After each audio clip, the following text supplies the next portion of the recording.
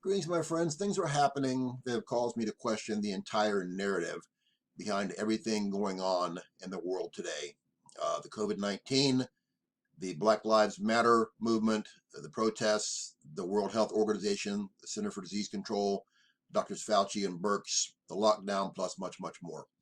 We've been in lockdown now about 3 months, and the lockdown is still throughout the world. They're easing up a little bit, but still people are locked down. I can't even go into my local stores without seeing an armed security guard at the door, forcing me to wear a mask to get inside, even with only a few people scattered throughout the door, making everyone be social distanced, have X marks on the floor. You have to be at least 6 feet apart. Now they're saying 9 and 12 feet apart as well. You see parks everywhere. If someone is even allowed to go to a park where there's huge circles where they're like 12 feet or so apart, where you can even sit in a circle and have a little something at the park.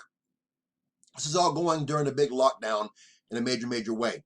And you keep hearing the media push. See, the media has a narrative. You have to understand the media and all the governments in the world have their own narrative separate from what the facts and what the truth are.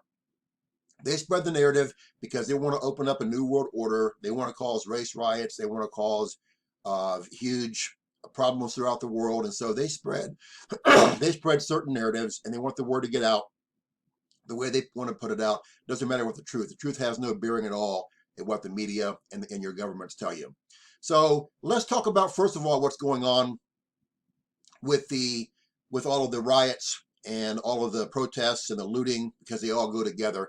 And let's try to understand something here. I'm trying to wrap my brain around this. The narrative in the media, you've all heard it, has been pushing. First of all, again, remember, we're still locked down. But the narrative in the media has been that black people of color are affected more than anyone else by far from COVID-19. It's a huge danger to them, and they're dying in huge numbers. That's all you hear from the media. You've heard it from Fauci and from Birx and from the governments and everywhere. So if that's the case, then why in the world are there allowed to be groups of thousands up to tens of thousands of black people? There are other people mixed in the group as well, but predominantly black. A lot of them are not wearing masks. None of them are social distancing. They're all gathered together in a big clump, and they're protesting and they're rioting and they're looting. And not a word, zip, crickets. You hear crickets from the media, from Dr. Fauci, from Dr. Birx, from the CDC, from the World Health Organization, especially from the media. You don't hear a word from anyone, because to see, that fits their narrative. They want them to be out there rioting and doing this stuff because it fits their narrative of starting a race war, of making racial unrest around the entire earth terrible. If it was truly bad and they cared about blacks, because I believe blacks are dying in record numbers from this. If they really cared about black lives, if black lives really mattered, they would be saying, no, you guys can go and peacefully protest, but you have to have at least 6 to 12 feet distance. Everyone's got to wear a mask, etc. But they're not doing that. See, and again, the narrative is what they want to see, what they want to feed is when a white person or white people kill a black person. See, black on black violence and death is everywhere. I told you yesterday in a video where 27 people, blacks, were viciously burned to death in their homes. They did nothing wrong at all other than be Christians, and they were murdered in their homes, set on fire by blacks.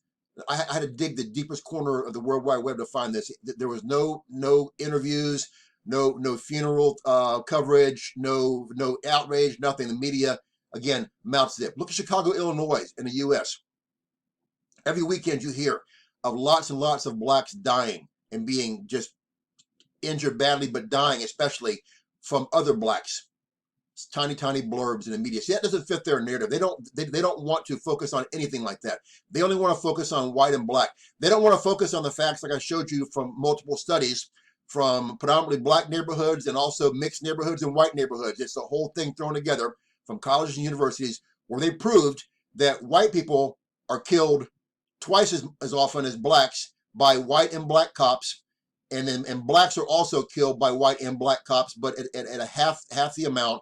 And black on black violence deaths are about the same as white on white deaths, but black on white deaths are actually 2.5 times more than white on black. So they don't want to talk about that, though, because that doesn't fit their narrative. They only want to fit things that stoke the racial fires. They want to say things that stoke and foment hatred and anger.